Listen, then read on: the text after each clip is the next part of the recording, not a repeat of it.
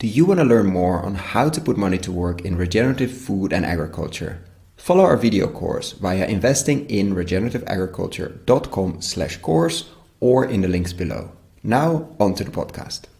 You're going to listen to a deep dive into a very ambitious investment project into regenerative agriculture, aiming to take a whole region in India with 46 million people of chemical fertilizers, herbicides and pesticides, all financed by climate bonds.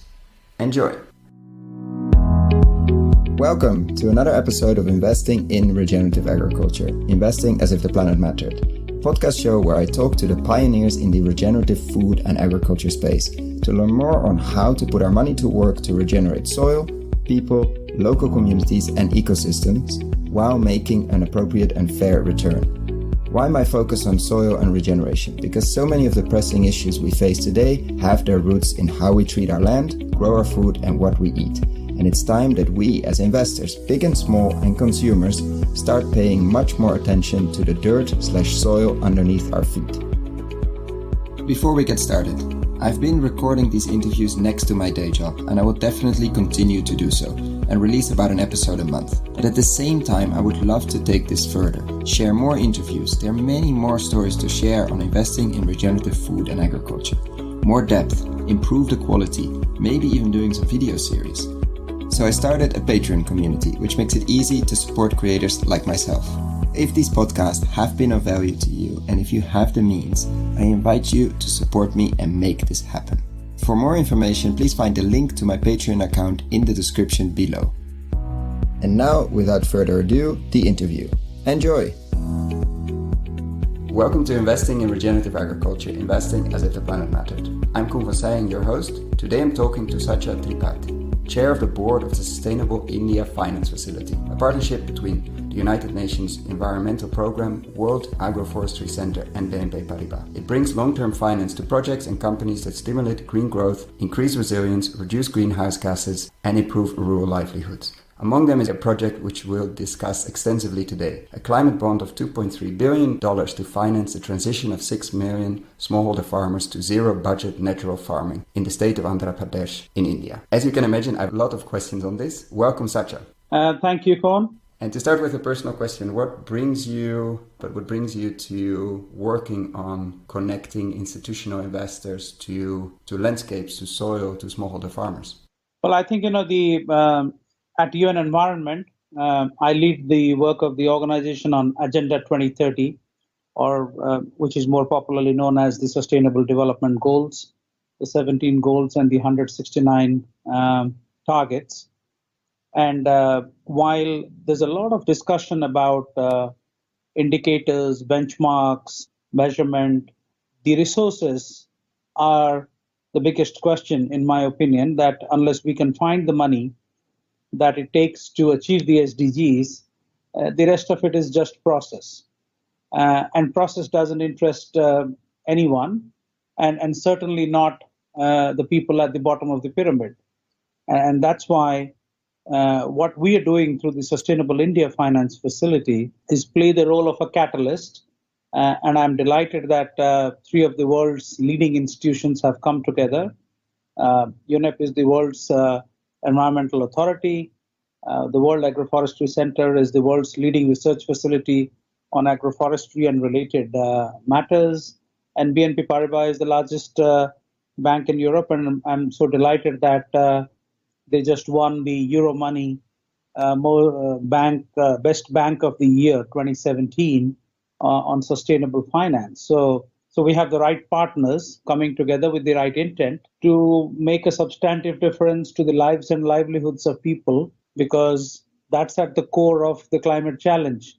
You need to have the right kind of livelihood options available to people that takes care of health, nutrition, education, and both family and community prosperity, which will then create the kind of resilience we need to deal with the bigger climate questions. Hence the Sustainable India Finance Facility. When you look at this project, which in terms of size, in terms of ambition, seems really unique and extremely interesting, obviously, to me, can we dive a bit deeper into it. How did it came about? Why this state, Andhra Pradesh, and what is exactly the goal of this project on zero budget natural farming? So when did this start, and where are you now in the process? Sure. Let me start by giving you a little bit of or rather preface it a little bit on what we are doing in India. Please. So there are three big ideas we're working on. The first is, of course, the zero budget natural farming project in Andhra Pradesh. The second is dealing with the air quality in North India and also the other countries in the region, but we are primarily focused on India as the Sustainable India Finance Facility. But it's going to benefit the neighboring countries as well once the air quality issue is dealt with. And then, of course, we're looking at water as a very, very scarce and valuable resource for a country like India. And much of the water bodies are completely contaminated and unusable, even for agriculture, let alone human consumption. So we focused on these three big issues: sustainable agriculture, water, and air. And then, of course, we're working on big ideas on all these three axes. Let me start with the zero budget natural farming. This is something that has been around for a while. Some call it regenerative agriculture. Some call it zero chemicals farming, where you don't use any synthetic chemicals. So this is how we farmed before chemical fertilizers came about. And although initially they were seen as a lifesaver because it increased yields and fed the billions, but a few decades down the line, 6, 7 decades to be precise, we know now that it has led to rampant use of synthetic chemical fertilizers around the world and more or less destroyed the landscapes across the planet. Not to mention the chemical runoffs into groundwater, because nitrates are water soluble, so they are all over the place in our groundwater. And then with the concentrations rising with every passing crop cycle, and of course the chemical runoff into the oceans, which affects life in water literally in 70% of the planet. So there are huge challenges there. And in India, in the state of Andhra Pradesh, the chief minister is a champion in his own right, and he decided in 2015 that while there's a lot of clamor in India for farm loan waivers, perhaps for the right reasons, because the farmer is trapped in a vicious cycle of debt, penury, and death. So he said, okay, the immediate urgency is to get the farmers some farm loan waiver so that looks after their immediate needs. But this can't be a solution. This is more a band-aid. We have to look at long-term solutions with three goals in mind. And the first was, of course, reduce the input cost so that the farmers don't have to acquire unsustainable debt, improve the yields, and make it healthy. And that's what they did with this zero budget natural farming program. It started in 2015. It's led by a champion called Vijay Kumar, who is at the heart of India's efforts to develop women's self-help groups, starting in Andhra Pradesh, but then across the country. He's the person responsible for leading the efforts that set up the self-help groups in Andhra Pradesh with 11.5 million women. So you have the right leader at a political level, you have the right leader at a program level, and they have done absolutely outstanding work in the sense that so far they have rolled out zero budget natural farming to 165,000 farmers. As we speak, the new agricultural season has started, and by September they'll be up to 300,000 farmers. And then with the next crop cycle, the winter one, they would be up to 500,000 farmers by March 2019. And then that's when we stepped in. We started the discussions in 2017. Eric Solheim, the head of UN Environment, was in Andhra Pradesh meeting with the chief minister, discussing minute details of how we'll collaborate and how we'll partner. Then we started the work, and we are partnered with some of the world's leading research institutions and others to bring scientific certainty and accuracy to the program, because the fact is that the results speak for themselves. And what are they? What's like an example? I mean, it's always nice to hear the before and after, but a typical smallholder farmer that is in the process, what's the impact? Yeah, to give you an example, there are tens of thousands of cases where the input costs have gone down by 80% because you do not use synthetic chemical fertilizers anymore. It is purely natural farming, and they use a cow dung and cow urine as the base, and they use the local variety of cows, because one of the guiding principles of zero budget natural farming is that all ingredients, including seeds, must be local. Nothing comes from outside, so that protects the integrity of the ecosystem and the regenerative cycle. And then what they use is cow dung and cow urine of the Bos indicus variety. Because that's key to have a local variety, because it interacts with the soil in a very different way than an imported one from the Netherlands, for instance. Exactly, because they're all part of the cycle. They consume the same things and they excrete, and so it's a part of the regenerative cycle. And so they use cow dung and cow urine and about 200 different botanical substances, neem, all kinds of beneficial botanical substances, and they make different mixtures, which can be in simple terms, put across as a process of bioinoculation. So this is not organic farming, because organic farming is a process of farming where you substitute one form of fertilizer for another. So you're basically taking away a chemical fertilizer and using a natural fertilizer, but you're fertilizing the soil nevertheless. Here it is not that.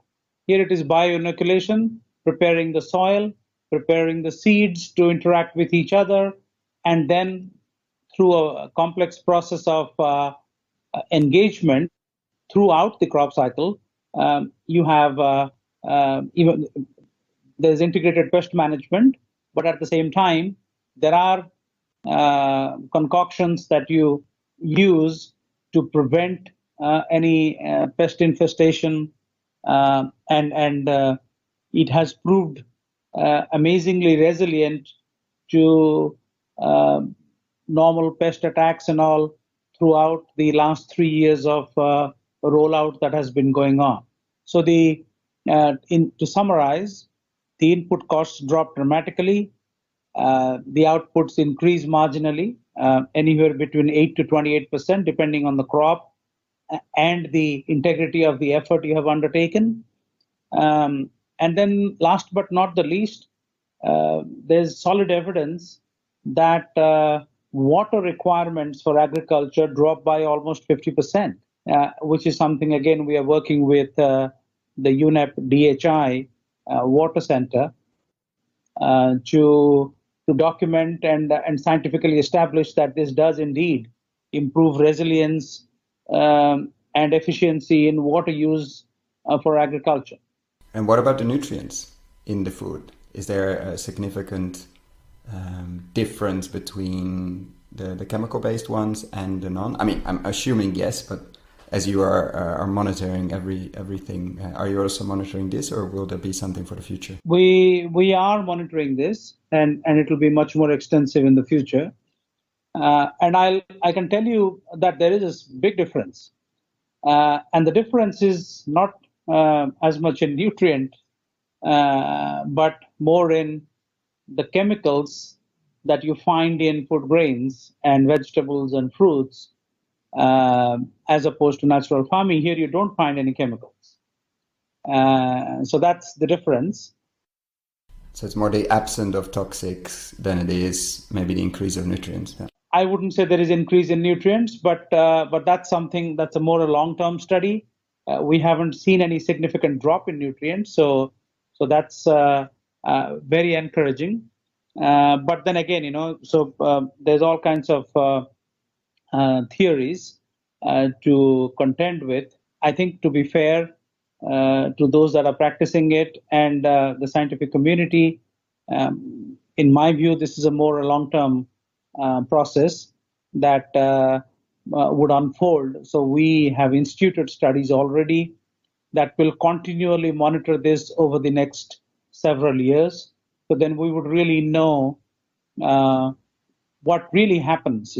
So for the time being, there's no nutrient loss that I can tell you for the sure. But then it has just started.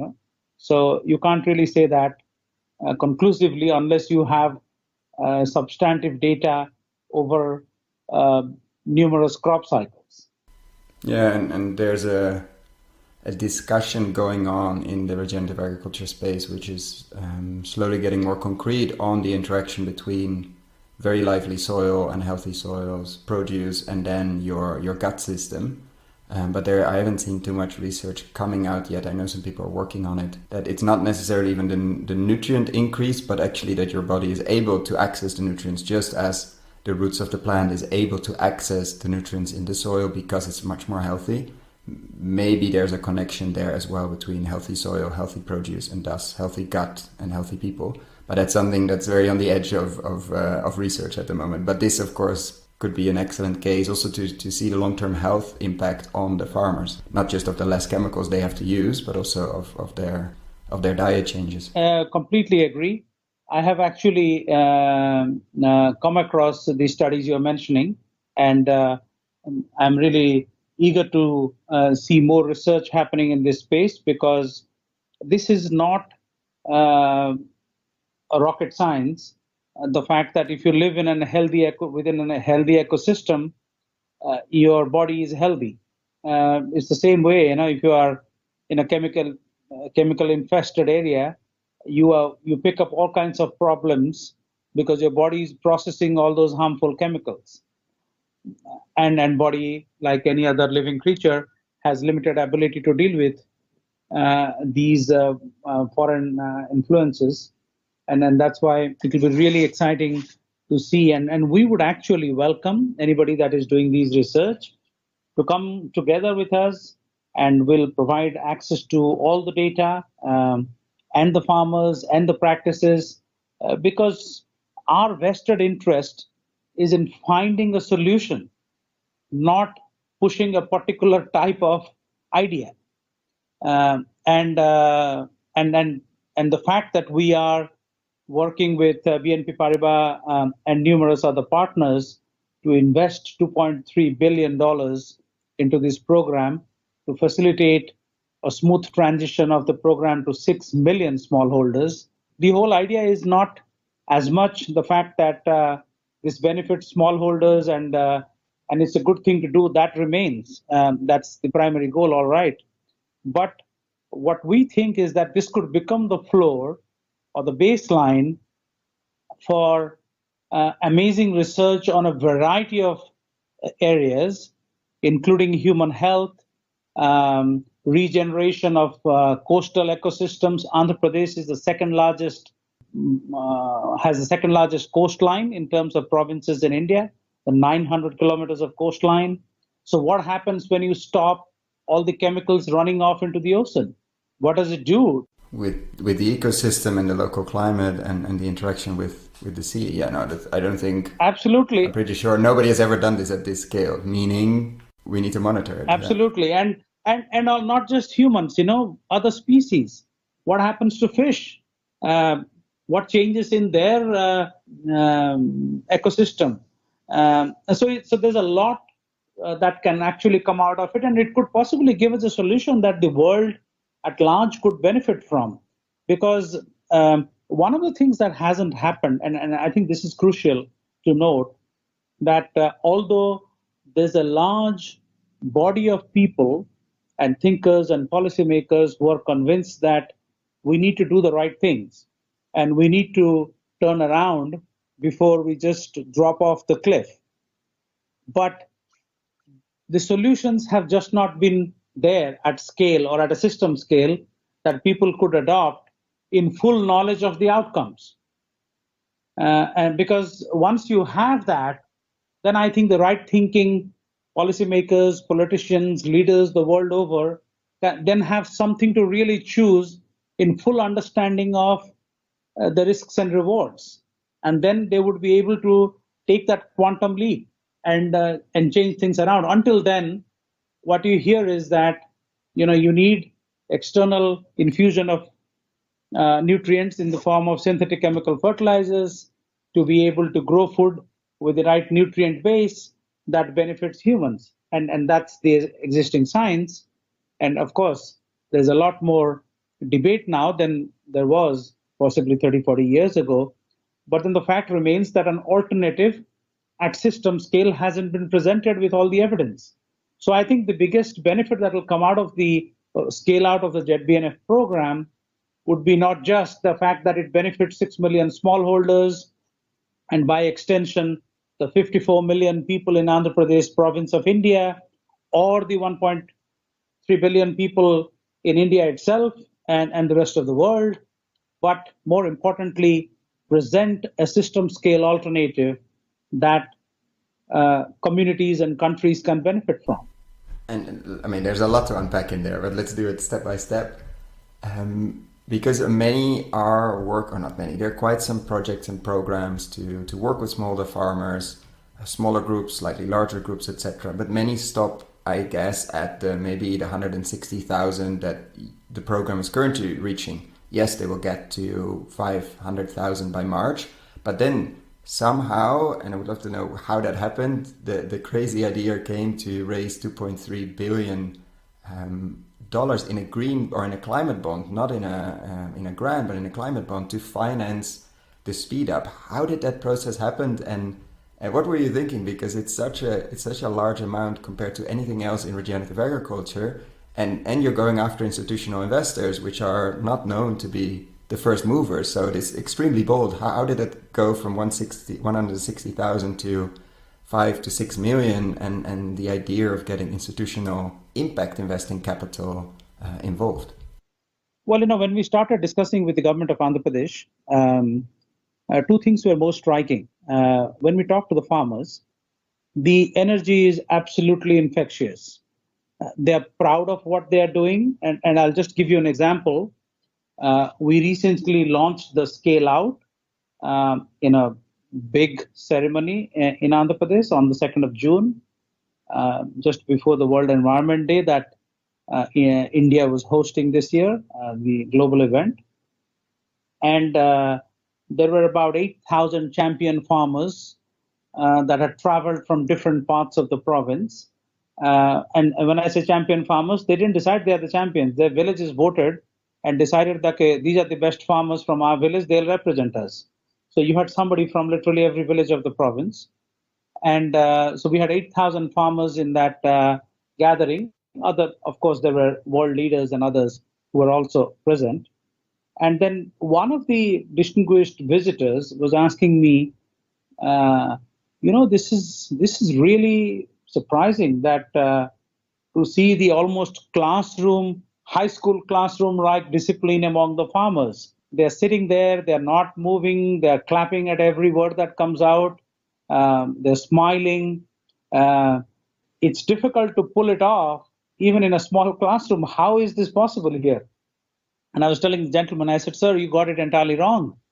This is their show. We are the people that have come here to watch. They are there because they're proud of their achievements. And the world has gathered here to felicitate them and appreciate their work. So why would they even consider walking out and not being attentive? And he said, oh my God, you actually hit it on the head, because that's what it is. And that is why, and there were almost 50% women farmers there, and they were the most energetic and enthusiastic. And so, it goes down to the fact that it's about people.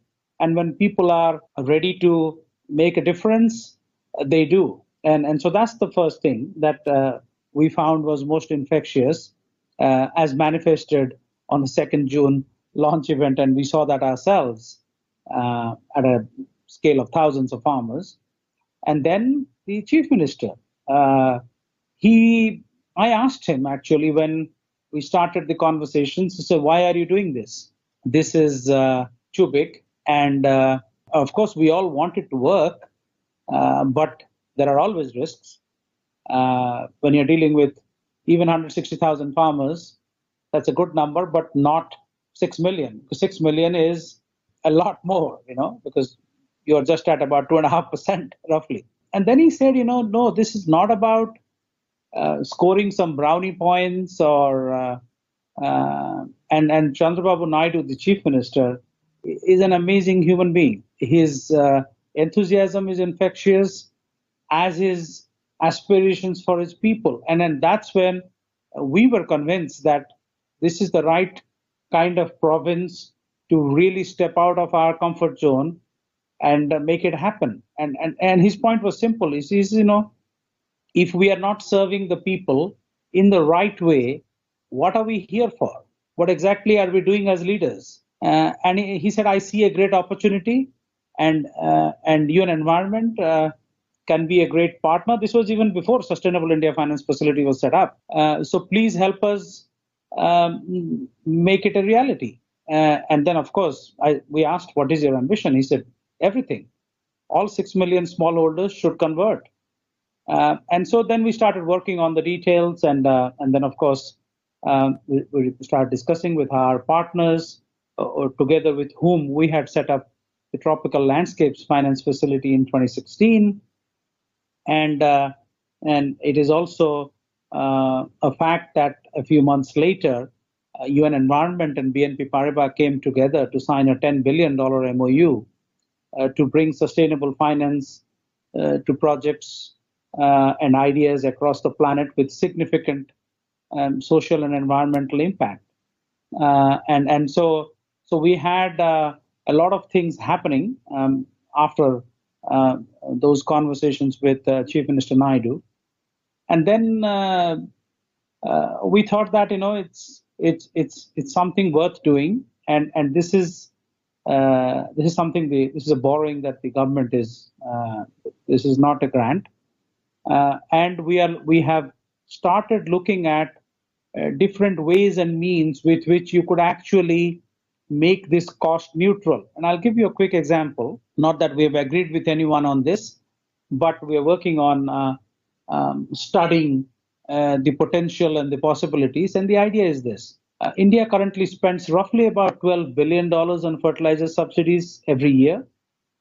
And give or take a few, about $1 billion is spent in Andhra Pradesh alone as fertilizer subsidies. So in terms of a simple arithmetic, because this form of agriculture completely obviates the need for any synthetic chemical fertilizers and pesticides, because that's a guiding principle, when you are completely scaled up to system level, you're going to save about $1 billion a year, in perpetuity. So only that would be enough. I mean, you need to scale to 6 million farmers, more than enough to pay back in less than 3 years, obviously. That's right. And so, but of course, you would have a scaled rollout. So it will be a phased rollout. And obviously, it will take a little more than 3 years. So we've targeted 5 years. So we start around April 2019, and then we end in 2024. So that's basically what it is, the scale out. But the savings, in this case, because it's a climate bond to a state, to a province in India, so it's not to a company or to a project, it's to the state, and it specifically will only be used to scale up this program. But in any case, the savings will be probably so large that the cash flow to pay back this bond is going to be there. Absolutely. And it will become cost neutral to everybody. It will become cost neutral to the state government because technically the money is being spent now. So you're going to save and you're going to pay back. And then the central government, which pays for the subsidies, will end up saving $1 billion every year. They'll start saving already from this year onwards. But come 2024, they'll be saving $1 billion with all cost inflations added in perpetuity. So it's a win-win-win for everybody. And that's just the fertilizer.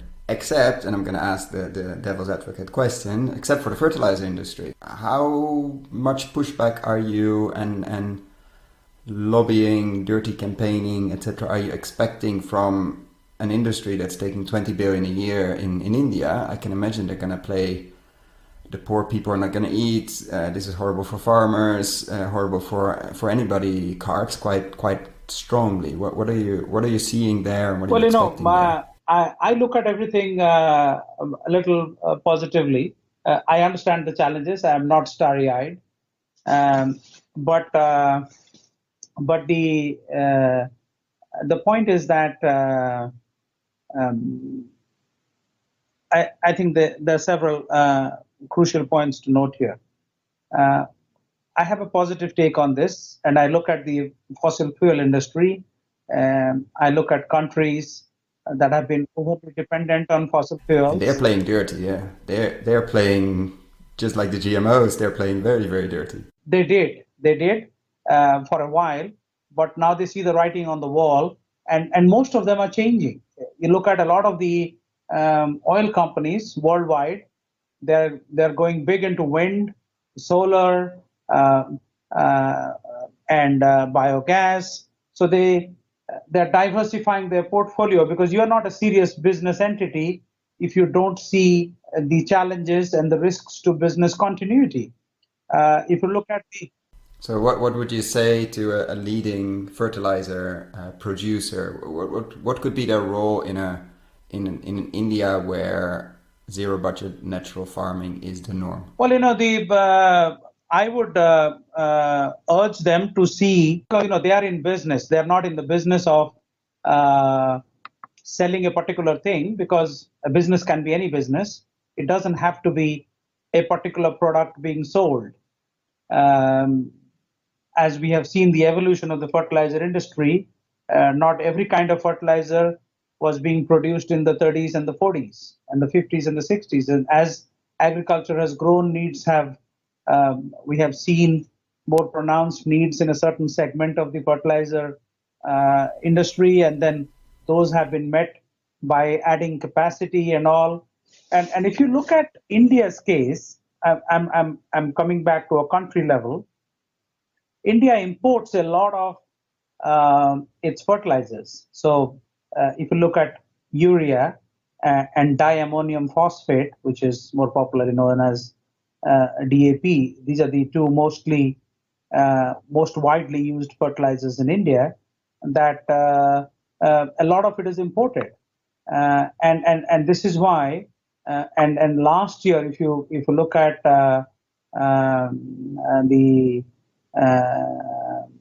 the third quarter of this financial year in India, which is between October and December 20, the up by 66%. So even if, in case of Andhra Pradesh, which is a very big agricultural state in India, but at the same time uses about 1/12 of the fertilizer uses in the country.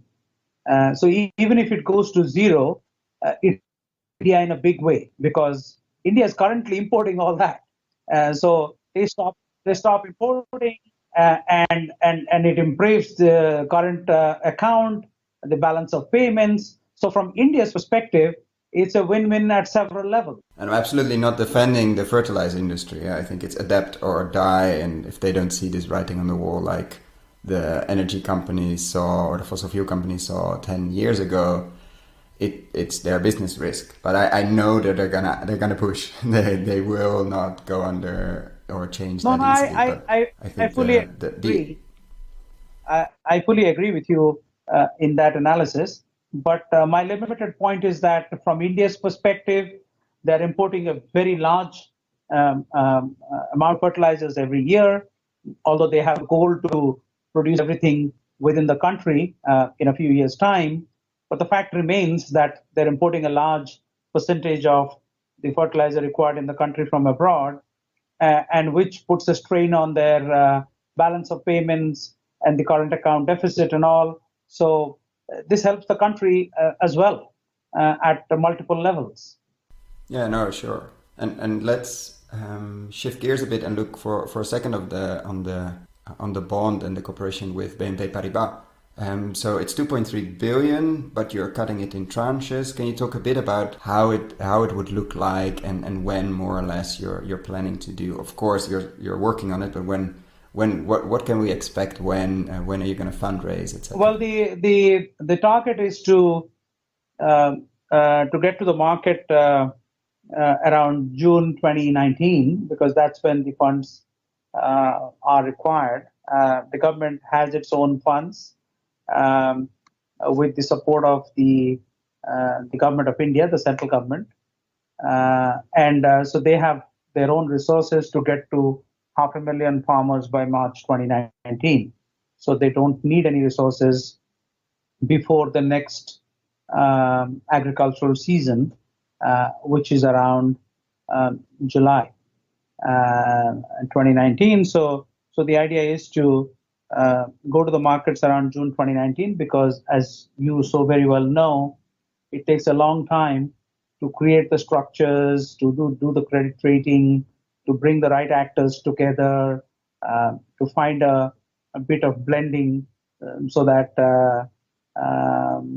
the costs remain within reasonable limits, and of course that helps create the impact and achieve the higher goals. Our thinking is that we'll be raising the money in 3 different tranches, because the program is such that there are no subsidies being given. This is basically the cost of handholding, because it's a very intensive program. So you have to train people, you have to help them throughout for multiple crop cycles so that they not only understand what it is, but become adept at it.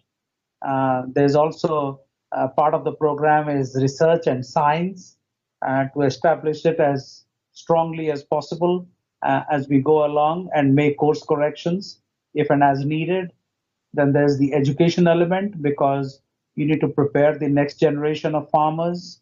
And in that, we're working with a whole lot of partners, including the Prince's Charity in the UK, the Prince Charles.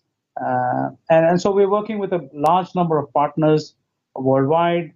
The Global Alliance for the Future of the Food is a very valuable partner, and so many others, So the idea is to prepare everybody as we go along. So there are technically no subsidies, but there's a lot of costs of rollout, of ensuring that there's no rollback, and that the farmers are helped all through the process, not just in the first crop cycle, but perhaps into the 5th, 6th, 7th, 10th crop cycle, so that they all become experts in their own. Become champions farmers. Yeah. They all become champions in their own right. And this is the most important part of this program, is that it is a farmer-to-farmer extension.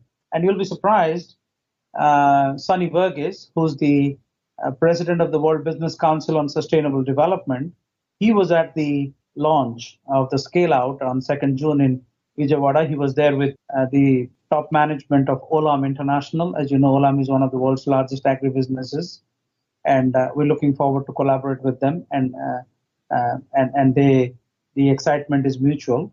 So Sunny, in his speech, mentioned that even at 165,000, this is the world's largest farmer-to-farmer extension, and I can't even imagine what will happen when you get to 6 million. No, I'm very curious on impact, obviously, on people, but also on the ecosystem. What changes locally on the climate are what happens with droughts and rain? Because you're at such a large scale that you're probably going to influence not only the microclimate above the land of the individual farmer, and not maybe even above the village, but actually probably at a state or a region level, which is quite interesting, because we've never seen that. Absolutely. And no one has ever seen that. And then, of course, we have already seen significant changes to the microclimate, because it's been going on for more than 3 years now. And in some places, 7-8 crop cycles have passed by. And to give you a quick example, A normal healthy soil is supposed to have roughly about 70 earthworms per cubic meter of soil. And here in many places, we've done the counts and they're up to 120. It's amazing what happens when you let the soil heal itself. And of course, the skeptics would say the science doesn't agree because where's the nitrogen, where's the phosphate? And I fully respect and sympathize with those questions because that's what they know. So that question is very natural because here there's a science that we perhaps certainly knew 100 years ago, never understood, but knew. And so we need to bring understanding to that knowledge and a more grounded scientific understanding. And then that's what we're working on with the World Agroforestry Center, with the University of Essex, with the Council on Energy, Environment and Water. So we're partnering with some of the leading institutions in the world to see how best to observe and establish the science and share it worldwide. Absolutely independent studies with nothing to have to do with the program implementers, other than the fact that they provide access to the data. And who are you targeting in terms of investors? I can imagine with this amount, so you say three tranches, so about 750 million, it's mostly institutional investors, as most of the climate bonds are so far. Are you targeting high net worth individuals and family offices, and maybe even, because democratization is always a big piece in the discussion on impact investing and regenerative agriculture, what are your thoughts on where to raise these tranches? I think my answer is all of above, because you really need everybody to come on board. The pension funds, the insurance funds who have a very long-term view of these matters. And the recent years has seen a spurt of these funds taking a lot of interest in structures with climate and social impact. Then, of course, there's a lot of philanthropies who have their own investment arms. And there again, there's a huge opportunity because some of these philanthropies that are doing outstanding work, they keep both of it separate, So the investment arm goes ahead and makes money. Which is the fundamental tension in impact investing. I mean, everybody's saying bring them together because you're doing more harm with your investment arm that you can clean up with your arm. Exactly. So you put it so eloquently. And so here is an opportunity. They can do both. And with very little risk because it's a quasi-sovereign that is borrowing. So it's not like you are giving money to some corporate entity which could turn out to be a fly-by-night operator or somebody who's very articulate in putting across everything you want to hear but doesn't deliver the goods. Here that is not the case. Here is a potential client that has shown its intent and integrity, put its money where its mouth is, would have taken the program up to a gigantic scale already with 500,000 smallholders by March 2019, after which we are intervening. So this is not things happening in a vacuum. These are things happening from a solid platform of performance, of genuine achievement, that's in the public domain for anyone to go and see and inspect. This is not some lab tests that we are, you hear those a lot, that suddenly, 5 years later, you find out that all those wonderful scientific papers were based on dodgy data and all. Here, that is not the case. This is about people. It's out in the open. Everybody can go and have a look as to what transformative changes are happening across the landscape. And so I think this should give in potential investors a great degree of confidence, that it is a provincial government with a track record of performance. Now, mind you, Andhra Pradesh is growing at more than 10% of GDP consistently, which is bigger than the national average of India or the global average by a mile. And they have a very good administration. They have a history of performance. This province has been at the heart of India's IT revolution that has helped not only India but the rest of the world. And this chief minister was at the heart of that IT revolution. So he's been around for a long time and is a politician whose commitment to people and sustainability is above board. So I think at all levels, this adds up to a great investment for anyone who's looking to make an impact. And what would be the biggest risk for this project? What if you could wave your magic wand and change one thing from the risk perspective? If you have to play the devil's advocate card, what would you see as over the next years as the biggest risk?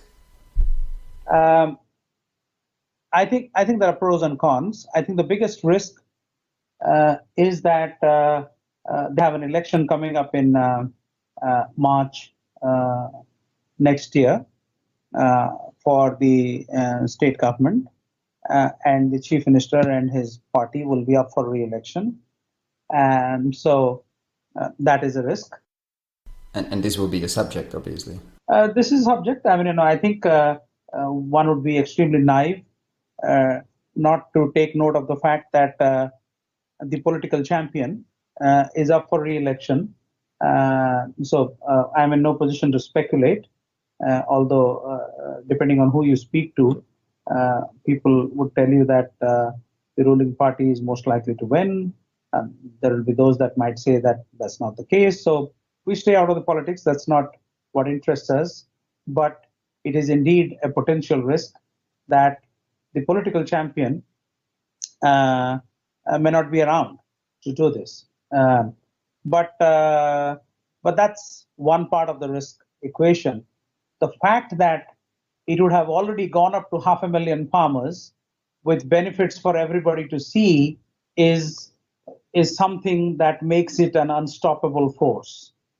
And we have spoken to politicians across the spectrum in the state and in the country, and there's a huge movement forward in recognizing the potential of what is happening. So no matter who's in power, I don't think it presents much of a risk. This will go on. So that's the first. So there's the pro and the cons. But keeping that in mind, we also decided not to go to the market before the elections are over. So we would also like the elections to be over, and depending on who's in government, we would revisit the commitments, and then we will go to the market. So we've taken these things into consideration before deciding when to go to the market. And I want to be conscious of your time because we are on top of the hour.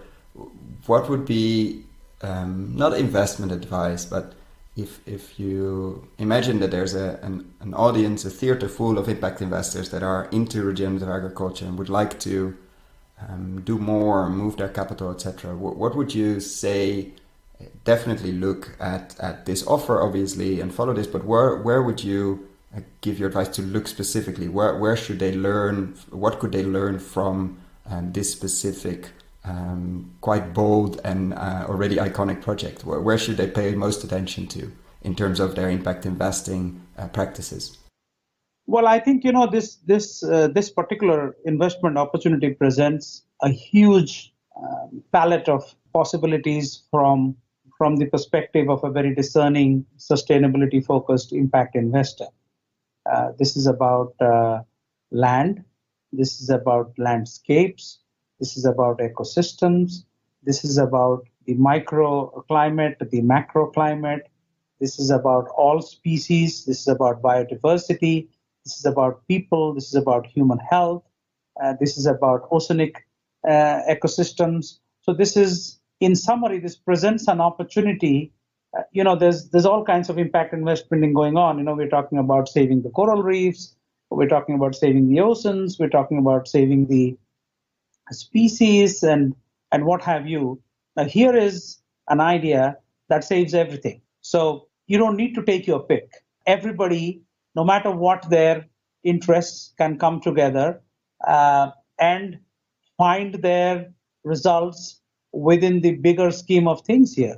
And then I think that is why it is such an exciting possibility in terms of, now if you take the Rio Conventions, just to present you a legal case, the three Rio Conventions, the CCD, the CBD, and the UNFCCC, climate change, biodiversity, and against desertification, this takes care of everything.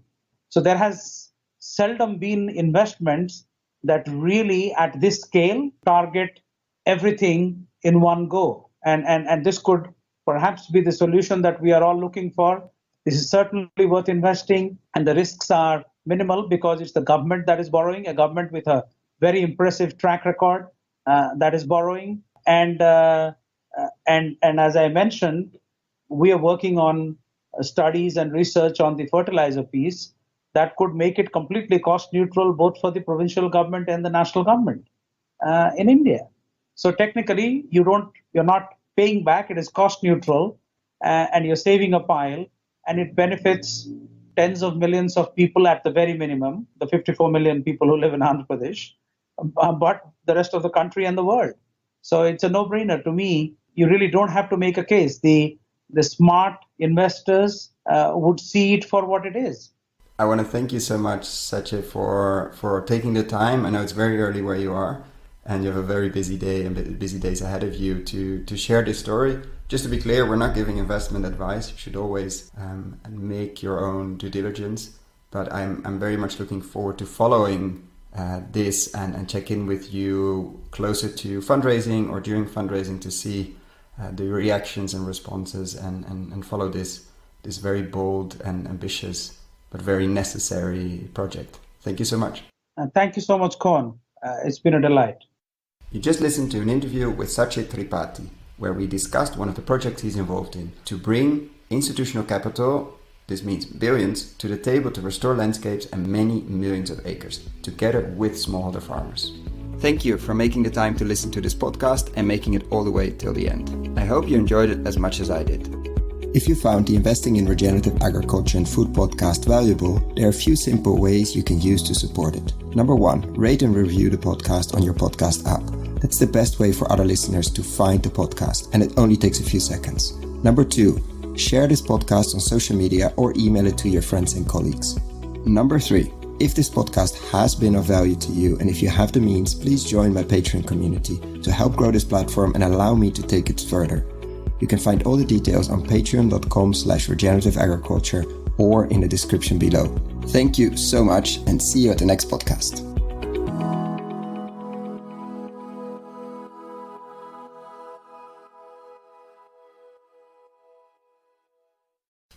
Dear friends of the podcast, I'm super excited to share with you the online video course Investing in Regenerative Agriculture and Food. How to put money to work in regenerating soils at scale and growing a lot of tasty food while doing it.